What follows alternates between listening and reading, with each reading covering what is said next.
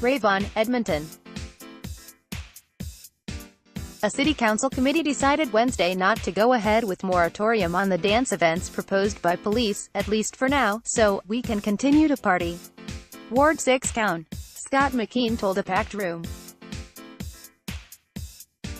We got a really good response from the industry and from passionate enthusiasts today to tell us, and I think remind us, too, that we were maybe looking too closely at one element in our entertainment sector. The Community and Public Services Committee decided to wait for an October preliminary report from administration on harm reduction strategies and other safety plans that can be implemented for the events.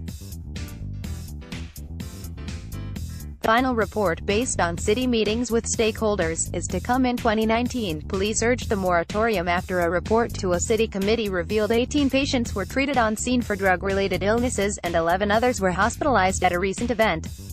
Earlier Wednesday, Shelby Young of Indigo Harm Reduction Services said she found it extremely disheartening that the city was adopting a prohibition-like stance towards electronic dance parties and raves.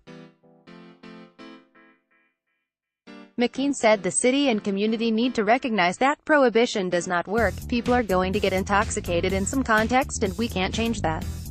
As much as we don't want people to use illicit drugs, they are going to.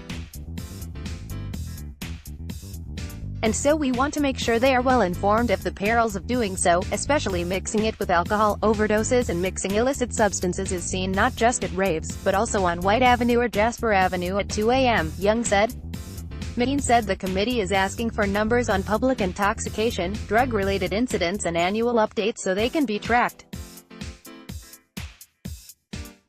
Viet Nguyen of Butang Music Canada said for the past week, various organizers have been speaking with other cities and other organizations on how these events can be made safer. One of the solutions other cities told us is that they have better on-site medical, he said.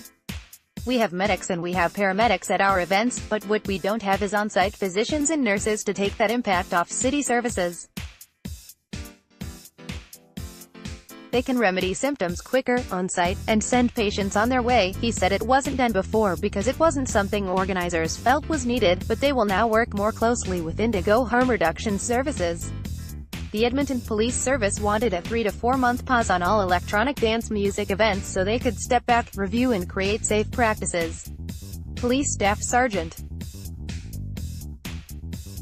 Troy Carrier said the motion at the committee accomplished what first responders wanted. It also creates some objective and some metrics that we are required to report back to council on, he said.